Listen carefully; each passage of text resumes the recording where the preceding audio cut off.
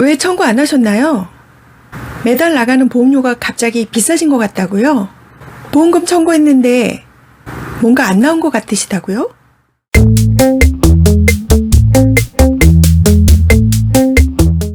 안녕하세요. 알아두면 돈 되는 보험 이야기 정보톡TV입니다. 얼마 전 고객님과 상담했을 때 고객님께서 이런 말씀 하시더라고요. 알아서 보험금 청구 절차를 대신해주는 서비스가 있었으면 좋겠다고 말씀하시더라고요. 어느 보험에 해당이 되는지, 어느 보험사에 어떤 서류를 가지고 청구해야 하는지 모두 알려주고 대신 청구해주고, 보험금 수령 후에도 제대로 보험금이 지급되었는지 확인해주면 좋겠다는 말씀이셨어요. 이미 제가 하고 있는 건데요. 그럼 그동안은 못했느냐 물어보니 시간이 지날수록 시큰둥하더라는 거죠. 보험회사에 전화해서 확인해보라는 대답만 들었다는 겁니다. 그래서 점점 물어보기가 불편했다는 내용이셨어요. 여러분은 어떠신가요? 보험은 가입하는 것보다 유지하는 게 중요하고 정작 전문적인 서비스는 보험금 수령할 때입니다.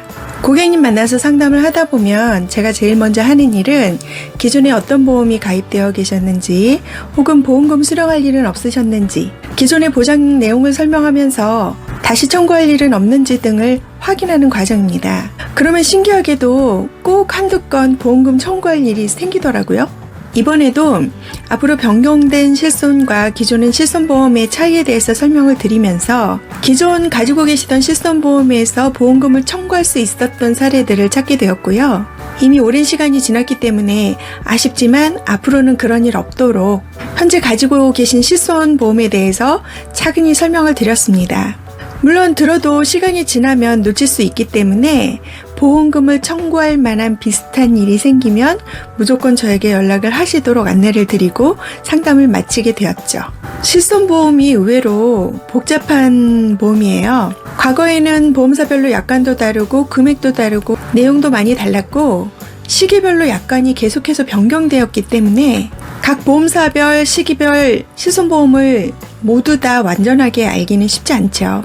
특히나 보험금을 청구하고 나서 수령된 금액을 확인했을 때 대부분은 맞게 지급이 됐지만 간혹가다 계산에서 빠져서 보험금이 덜 지급되는 사례가 있기도 합니다.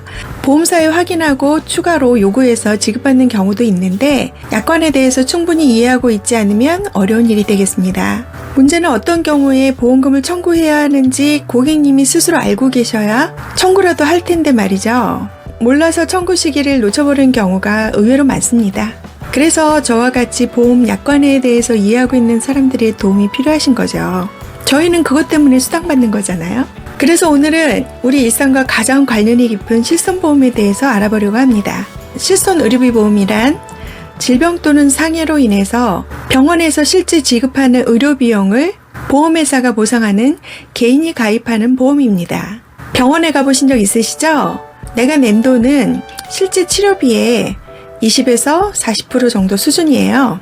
나머지 60에서 80%는 의무적으로 내는 건강보험료로 건강보험공단에서 대신 내주고 있는 거죠. 알고 계시죠? 국민건강보험공단에서 정한 급여 항목 중에서 공단에서 내주는 거 말고 내가 낸 본인 부담금과 내가 선택해서 받는 진료에 대한 비급여 부담금의 합계, 즉 병원에 지불한 병원비를 내가 가입한 실손의료비 보험에서 보험금으로 다시 받는 겁니다. 그래서 실손의료비 보험을 가입하신 분들은 병원에 가서 어떤 치료를 받더라도 병원비 걱정 없이 치료에 전념할 수 있게 되는 것이죠. 상품의 구성은 병원의 외래 진료로 통원하는 경우에 질병상해 통원 의료비와 입원해서 치료받는 비용에 대한 질병상해 입원 의료비가 있고, 현재 판매되고 있는 착한 실손회사는 비급여 항목 몇 가지를 특약으로 부과하기도 합니다. 실손 의료비라는 말 자체가 실제 손해액만큼만 보상한다는 뜻이기 때문에 가입한 시기에 따라 내가 낸 돈의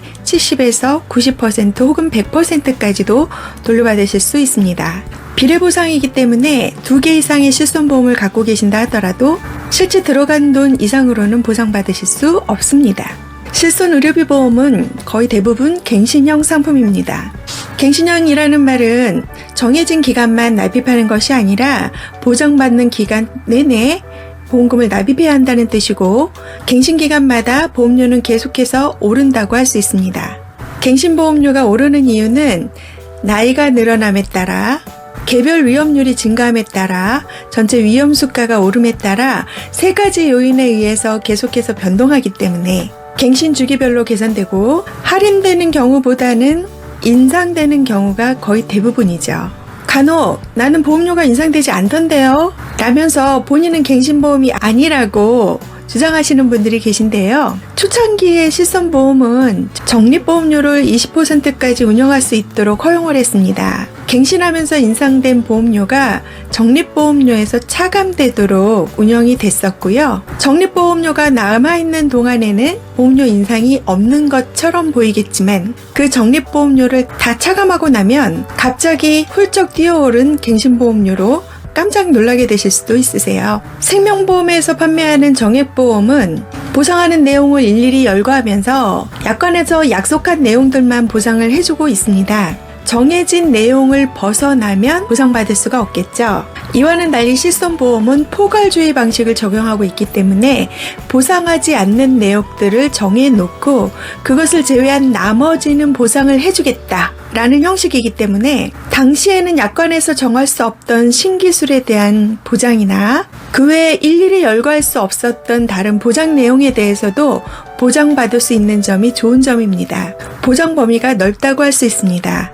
보장 금액도 입원하면 하루 10,000원, 20,000원, 수술하면 200만원, 300만원, 진단받으면 몇천만원 이런 식으로 금액이 정해져 있는데 반해 실손보험은 입원하면 5천만원 범위 내에서 실제 내가 들어간 병원 비용, 통원하면 통원 한도 내에서 쓴 실제 비용 등을 보장하기 때문에 보장 금액도 넉넉합니다. 정액보험인 입원비, 수술비, 진단비에 비해서 보험료도 저렴하다라고 생각하시는 분들이 많으신 것 같은데요. 그 부분은 다시 한번 생각해 봐야 할 내용입니다. 왜냐하면 정액보험은 정해진 기간만 평준화된 보험료를 내면 되지만 자연보험료를 적용하는 실손보험은 보장기간 100세라면 100세까지 계속해서 돈을 내야 하고요. 갱신할 때마다 보험료가 올라서 100세까지 납입을 해야 하기 때문에 갱신 때마다 오를 것으로 예상되는 갱신보험료를 감안하지 않더라도 납입기간 자체가 길어서 총 납입보험료는 절대 저렴하지 않습니다.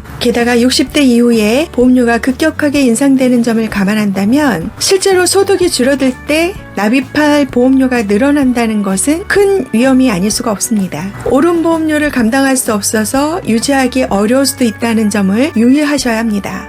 그때 가서 보험을 다시 들면 된다고요? 다른 보험 준비하는 것도 쉽지는 않을 것입니다. 나이 들수록 체력은 떨어지고 아프거나 다칠 확률도 많아지고 고혈압이나 당뇨약 같은 약을 드실 수도 있고 다른 치료 이력이나 혹은 다른 진단 등을 받을 수 있는 확률이 높기 때문에 가입할 수 없거나 가입하더라도 유병자 보험으로 제한적인 보장만 가능할 것이기 때문입니다. 보험은 그때 필요한데 말이죠. 과거에 가입한 초창기 실손들은 내가 원하기만 하면 만기까지 변동 없는 보장 내용으로 보장받으실 수 있었지만 2013년 4월부터는 15년 재가입 조건이 붙어서 15년마다 보험 내용이 변동할 수 있습니다. 아시겠지만 보험사가 약관을 변경한다는 것은 고객에게 불리한 경우가 많았습니다. 실손보험 가입 후 꼭 유의할 사항은 가입할 당시와 직업이 달라졌거나 안 하던 운전을 하게 됐다거나 특별한 취미 활동을 하게 됐다든지 하는 경우에는 반드시 보험사에게 알려주셔야 합니다. 변경사항을 알리지 않은 채로 보험사고가 발생했을 때는 보장에 제한이 있을 수 있고 보험금 지급을 거절할 수도 있기 때문이죠. 정리해보면 국민건강보험과 실손보험만 있으면 병원비 걱정은 없습니다. 실제로 들어간 병원비를 보상해주는 것이 실손의료비 보험이지만 모든 것이 다 된다고 할 수는 없다는 거 반드시 확인하셔야 하고요. 보장 범위도 포괄적이고 금액도 넉넉한 것이 장점이지만 갱신될 때마다 100세까지 인상된 보험료로 계속해서 납입을 해야 하기 때문에 노후에 납입할 수 없는 경우가 있을 수 있다는 것을 감안하셔서 그때를 위한 대비책도 있어야 한다는 것들이었습니다. 보험회사는 팔수록 손해고 보험 설계사는 수당이 없고 일은 많아지고 보험 내용은 어렵고 복잡하고 고객마다 가입한 시기마다 내용이 각각 다른 게 실손보험입니다. 하지만 고객 입장에서는 가장 보험금 탈 일이 많고 계산이 까다로워서 보험금 누락도 꽤 있는 보험이기도 합니다. 내가 어떤 때 어떤 보장을 받을 수 있는지 고객 스스로 알고 계셔야 나머지 것들은 해당 사항이 되셨을 때 저 같은 사람에게 도움을 받으시면 되는 겁니다. 보장되는지조차 몰라서 청구 소멸 시효를 넘기면 그때는 이미 늦어서 제가 도와드릴 수가 없습니다. 그래서 1세대 실손부터 올해 7월에 개정될 4세대 실손까지 이해하기 쉽도록 정리해 드릴 테니 내가 가입한 시기별로 어떤 보장이었는지 참고하시고 나의 상황과 필요에 맞게 선택하여서 운영하시면 되시겠습니다. 보험금 10억 찾아주기 캠페인은 계속해서 고고고!